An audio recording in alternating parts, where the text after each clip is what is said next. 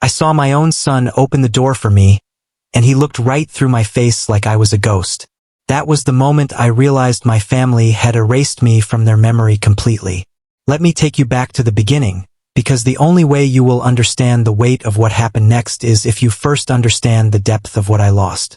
My name is not important. What matters is that 5 years ago I was a different man. Back then, I had a wife named Sarah, a son named Lucas who was 8 years old with the brightest smile you have ever seen, and a house in the suburbs with a white fence that I painted every summer. I had a decent job as a logistics manager, nothing fancy, but it paid the bills and left enough for weekend trips to the beach. I thought my life was solid. I thought my family was unbreakable. I was wrong. The divorce came at me like a freight train in the dark. One day I was coming home with groceries and a bouquet of roses for no special reason, just because I loved seeing Sarah's face light up. The next day she sat me down on our couch, the same couch where we had watched hundreds of movies together, and she told me she wanted a separation. Her voice was calm, too calm, like she had practiced the words 100 times in front of the bathroom mirror. She said she loved me, but she was not in love with me anymore. She said she had met someone else. I remember my hands going cold. I remember the roses I had bought the day before sitting in a vase on the kitchen counter, their petals already starting to brown at the edges. I asked her who. She hesitated for a second, and then she told me. His name was David. He was her boss at the real estate firm where she had started working 2 years ago. David, who had come to our house for a barbecue the previous summer.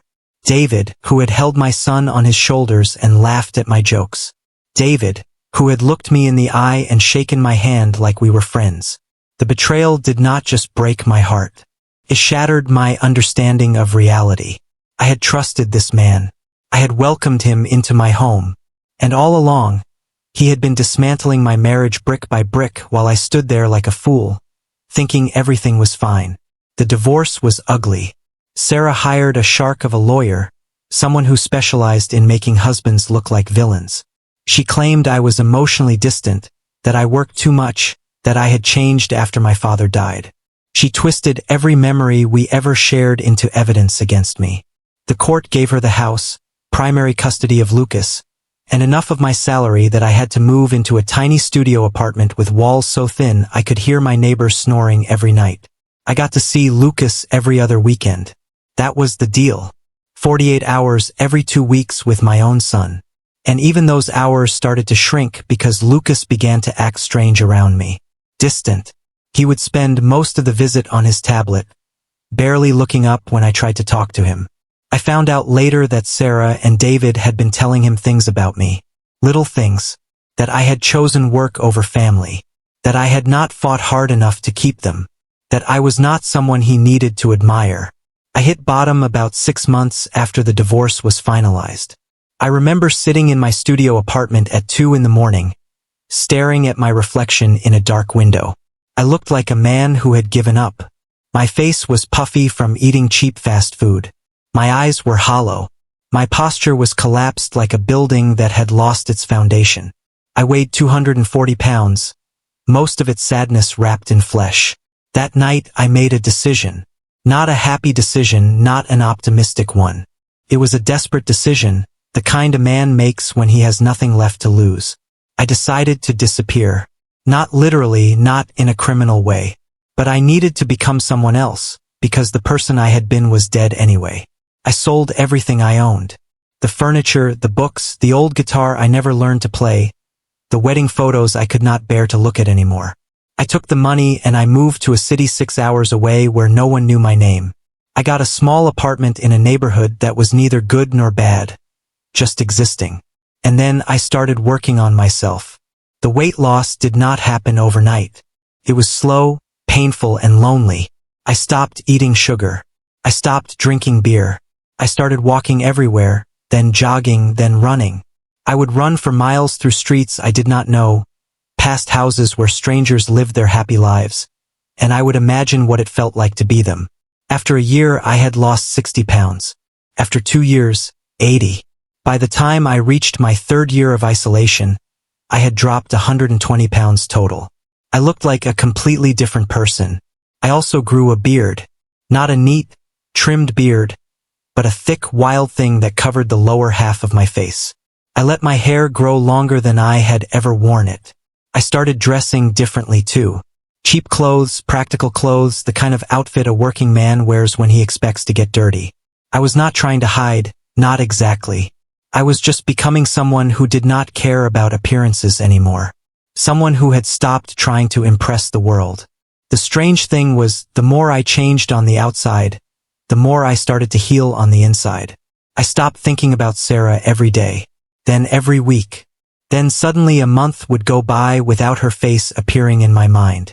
I stopped dreaming about Lucas too, which was both a relief and a deeper wound that I did not know how to name. I told myself he was better off without me. I told myself Sarah and David could give him a better life than I ever could. I believed those lies because believing the truth would have been too painful. I got a job driving for a rideshare company. It was simple work. Pick people up, take them where they needed to go, listen to their conversations or sit in silence. I discovered I was good at it. Patience, calm, unobtrusive. People forgot I was there. They would talk on their phones, argue with their spouses, cry in my back seat, and I would just drive, saying nothing, seeing everything. After 2 years of that, I applied for a private driver position with a placement agency. Paid better, much better, and the work was more stable. The agency ran a background check, asked for references, interviewed me twice. I passed everything because I had never broken a law in my life and my driving record was spotless. They matched me with a wealthy family who needed a full-time driver for their private vehicle. The pay was generous enough that I could finally stop worrying about rent. The family's name was listed on the paperwork as the Harrisons. Mr. David Harrison, Mrs. Sarah Harrison, and their son Lucas Harrison. I did not recognize the names at first. Harrison is a common last name, and I had trained myself not to flinch every time I heard a name that reminded me of my past. I saw the address, a wealthy neighborhood on the north side of the city, and I figured this was just another rich family who needed someone to drive them around. The first day of the job, I showed up to the address in a clean black polo shirt and dark trousers. The house was enormous, 3 times the size of the suburban home I had lost in the divorce. A circular driveway, manicured hedges, a fountain in the middle that looked like something from a hotel lobby. I parked the family's luxury SUV, a black vehicle so expensive I was afraid to breathe too hard near it, and I waited by the front door. The door opened, and a boy walked out. He was about 13 years old, tall for his age, with brown hair and a familiar shape to his face.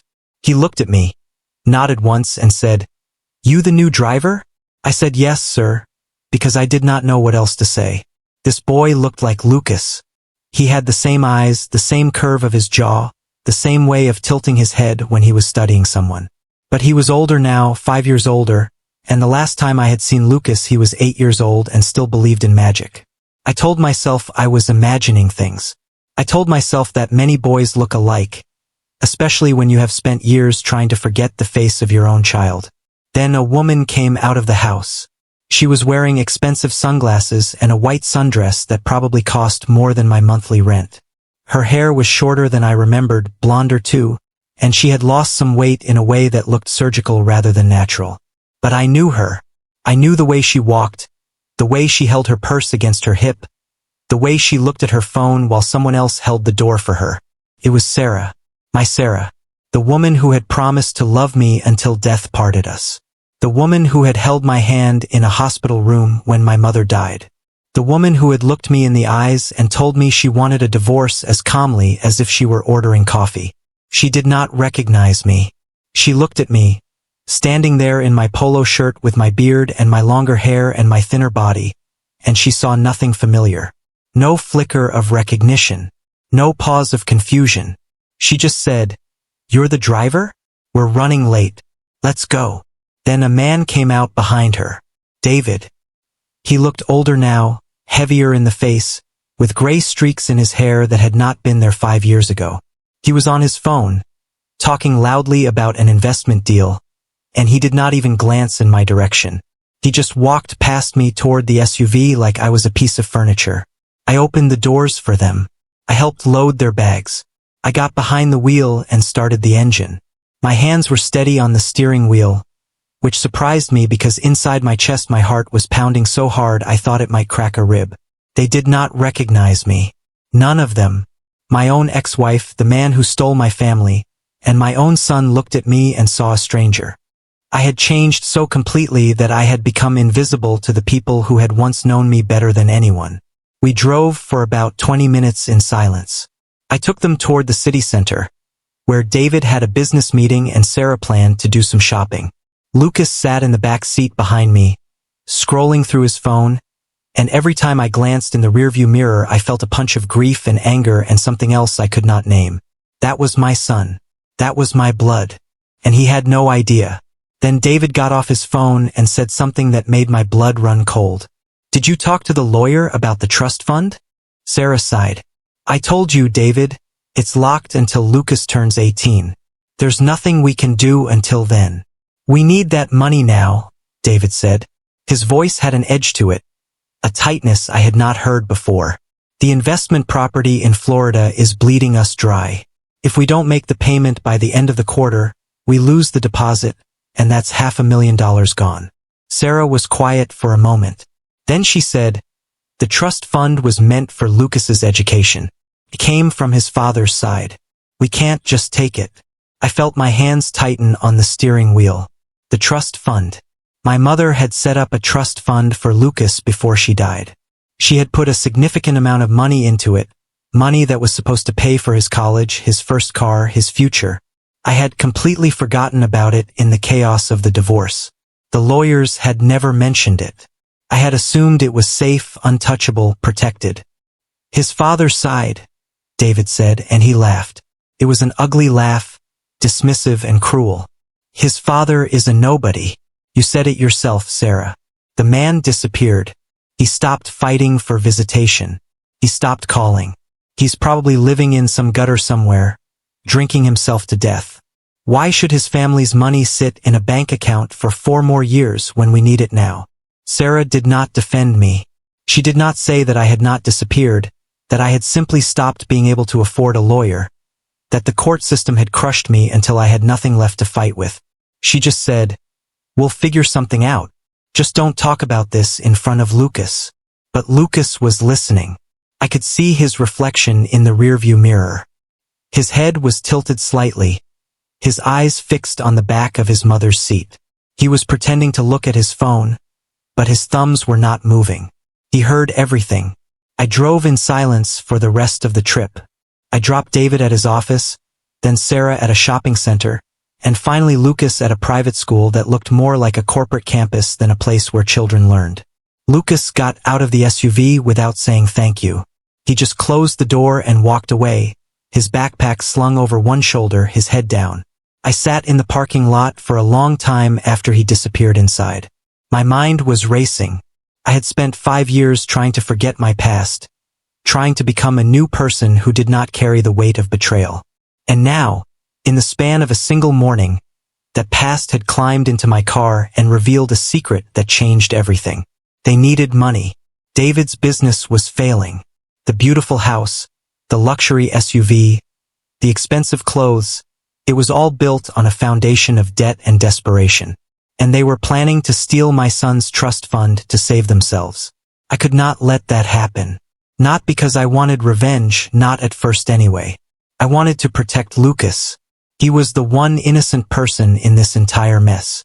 He was 13 years old, caught between adults who saw him as either a burden or a resource, and he deserved better than all of them. But the more I thought about it, the angrier I became. Sarah had left me for David because she thought he could give her a better life.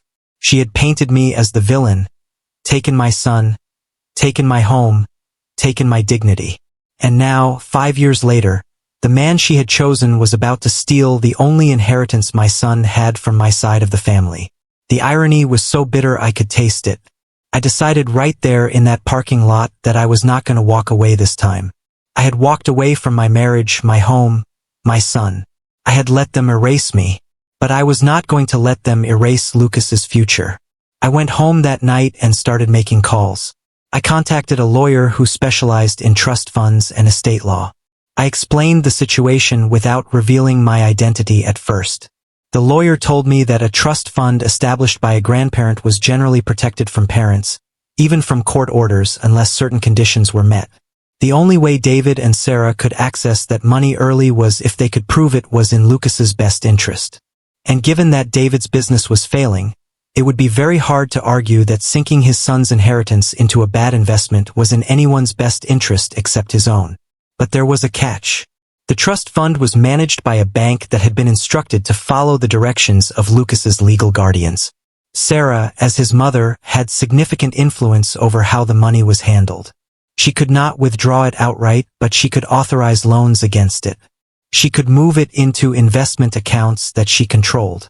She could slowly bleed it dry over time, and by the time Lucas turned 18, there might be nothing left. I needed proof.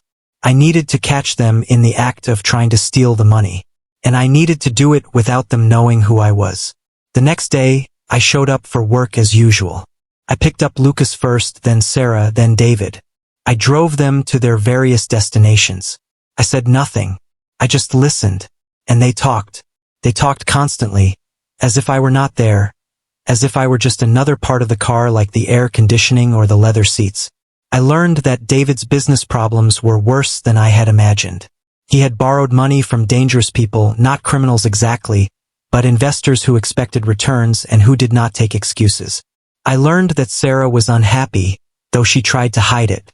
She made comments about David being stressed, about him working too much, about him snapping at Lucas for no reason. I learned that Lucas was struggling in school, that he had no close friends, that he spent most of his time alone in his room playing video games. I also learned that they had already started moving money. Sarah mentioned a meeting with a financial advisor who had found a loophole that would allow them to access the trust fund without triggering any alarms. The loophole involved transferring the money into a new account that Sarah controlled, then using that account to invest in David's business. If the business failed, the money would be gone, and there would be no paper trail leading back to the trust fund. They planned to do it in 3 weeks. I had 3 weeks to stop them. I started documenting everything. I bought a small voice recorder and kept it in my pocket during every shift. I recorded their conversations, the dates, the times, the specific plans they discussed. I took notes on everything I heard. I built a file that grew thicker every day. But I knew that a voice recording of 2 people talking in a car might not be enough to convince a judge. I needed something more. I needed someone on the inside. That is when I made a decision that terrified me. I decided to talk to Lucas, not as his father. Not yet. I was not ready for that conversation, and honestly, I was not sure he would believe me even if I told him the truth. But I could talk to him as the driver. I could ask questions. I could plant seeds. The opportunity came on a Friday afternoon. I was picking Lucas up from school, and Sarah had texted me saying she would be late. She told me to take Lucas home and wait for her there. That gave me 20 minutes alone with my son. Lucas got in the back seat and put his headphones on immediately, like he always did. I drove slowly, watching him in the rearview mirror. His face looked tired. There were dark circles under his eyes that no 13-year-old should have. I reached over and tapped the button that turned off the music playing through the car speakers. Lucas looked up, annoyed. "Hey," he said. "What are you doing?" "Sorry," I said. "I just wanted to ask you something." He pulled one headphone off his ear. "What? Do you ever think about your real dad?" The question hung in the air between us.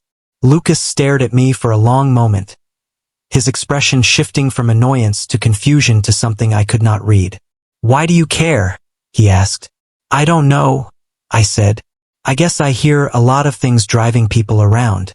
Families, you know. Sometimes kids say they wish their parents understood them better." Lucas looked out the window. "My real dad left," he said. "When I was 8. He just stopped coming to see me. My mom says he didn't love us enough to stay." Those words cut me deeper than anything Sarah had ever said.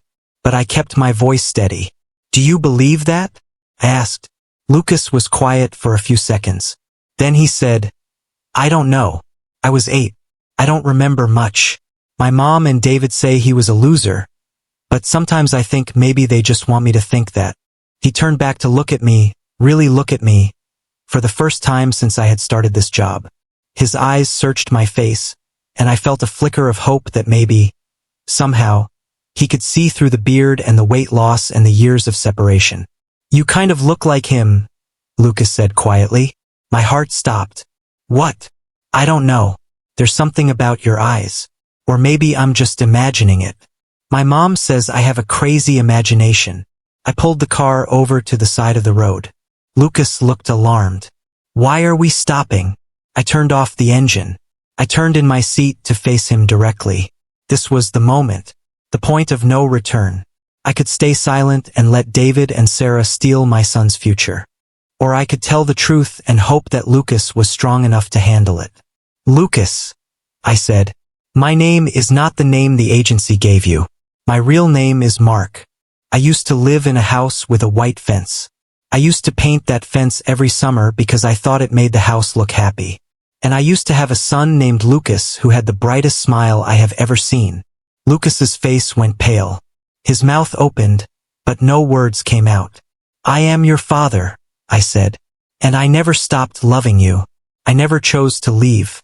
Your mother and David made sure I couldn't see you anymore. They took everything from me. And now they are trying to take something else. They are trying to steal the money your grandmother left for you. The money that was supposed to be your future." Lucas stared at me. His eyes were wide, unblinking. I watched as the shock slowly transformed into something else. Something I recognized because I had felt it myself years ago on the day my own world collapsed. Anger. "I knew it," Lucas whispered. "I knew something was wrong. They never talk about you. Every time I ask, they change the subject. David gets angry. Mom gets sad. I knew they were hiding something." He looked down at his hands, then back up at me. "What do we do?" he asked. That was the moment I knew I had my son back. Over the next 2 weeks, Lucas and I worked together. He started paying attention to everything his mother and David said at home. He looked through their papers when they were out. He found emails, bank statements, legal documents. He took photos of everything and sent them to me. I was no longer just the driver. I was his father and he was my son, and together we were going to expose the people who had tried to destroy us both. The plan came together slowly. I met with my lawyer and laid out everything we had. The voice recordings, the photos, Lucas's testimony. The lawyer said we had enough to file a restraining order against the trust fund, enough to freeze the account before David and Sarah could touch it. But that would only stop them. It would not expose them. It would not give me justice for everything they had taken from me. I wanted more. I wanted everyone to know what they had done. So I decided to wait. I let them get closer to their deadline. I let them think they were going to get away with it. And then, on the day they had scheduled to transfer the money, I made my move. The morning of the transfer, I picked them up as usual. David was in a good mood, almost giddy. He talked about how everything was finally falling into place. Sarah was quieter, but she smiled when David kissed her cheek. Lucas sat in the back seat, and I saw him catch my eye in the rearview mirror. He gave me a small nod. I did not drive to David's office. Instead, I drove to the bank where the trust fund was held. David noticed the change in route after a few minutes. "Where are you going?" he asked. "This isn't the way to my office." "I'm taking a detour," I said. "You can't just change the route without asking," Sarah said, her voice sharp. "We have appointments." I pulled into the bank's parking lot and stopped in front of the main entrance. A group of people were waiting there. My lawyer, a court reporter, and 2 police officers. David looked at them, then at me. His face started to change, the confidence draining away.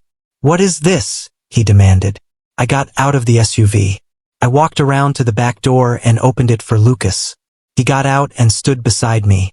Then I turned to face David and Sarah, who were still sitting in the back seat, frozen.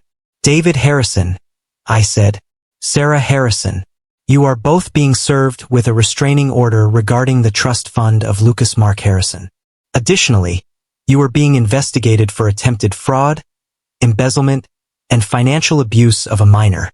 David's face turned red. "Who do you think you are? You're just the driver. You don't have the authority to do any of this." I reached up and ran my hand through my beard.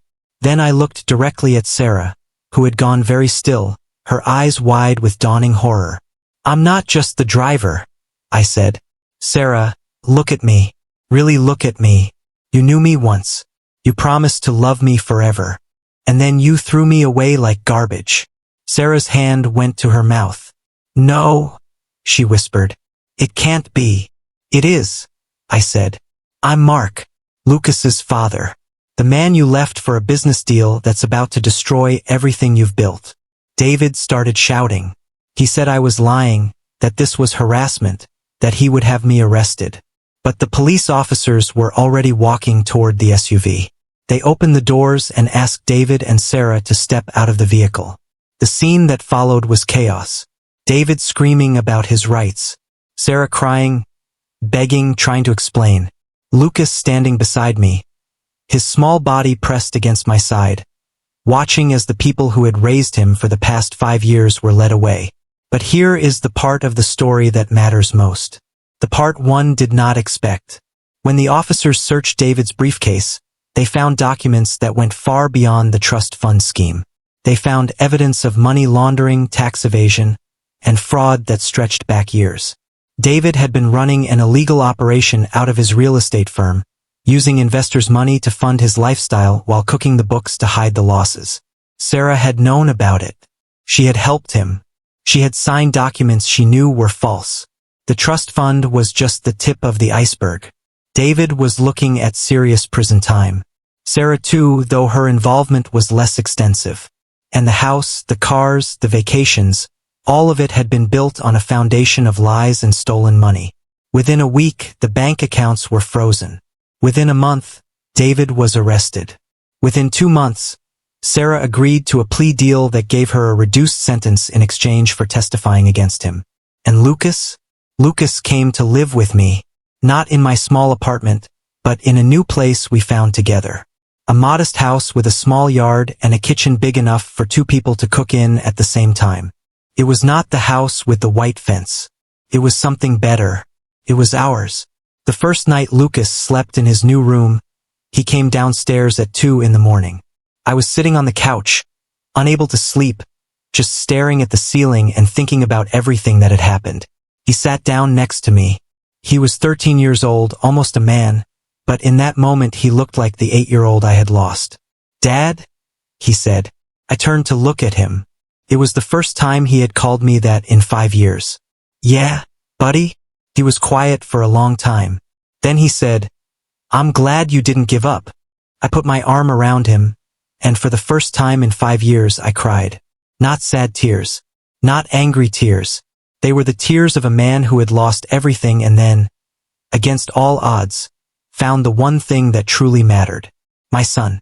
The money, the trust fund is still there, untouched, waiting for Lucas to turn 18. David is serving a 7-year sentence in a federal prison. Sarah is serving 18 months in a minimum security facility, after which she will be on probation for 3 years. She has asked to see Lucas twice. He has said no both times. As for me, I am no longer a driver. I opened a small business, a garage specializing in classic car restoration. It does not make me rich, but it makes me happy. And every day when I close up the shop and go home to the house where Lucas is doing his homework or playing video games or just sitting on the couch watching TV, I remember the lesson that 5 years of pain taught me. Sometimes the best revenge is not revenge at all. Sometimes the best revenge is survival. It is becoming someone your enemies would never recognize, not because you are hiding, but because you have grown beyond anything they could ever understand. David and Sarah looked at me and saw a driver, a nobody, a man who did not matter. And because they did not see me, they spoke freely. They revealed their secrets. They handed me the weapon I needed to destroy everything they had built. They hired me as their driver without recognizing me. And by the time they figured out who I was, it was already too late. Sometimes karma does not need to shout. Sometimes it just needs to sit quietly in the front seat, listen to everything you say, and wait for the perfect moment to pull over and change everything. My name is Mark. I am Lucas's father. And this is the story of how I got my life back.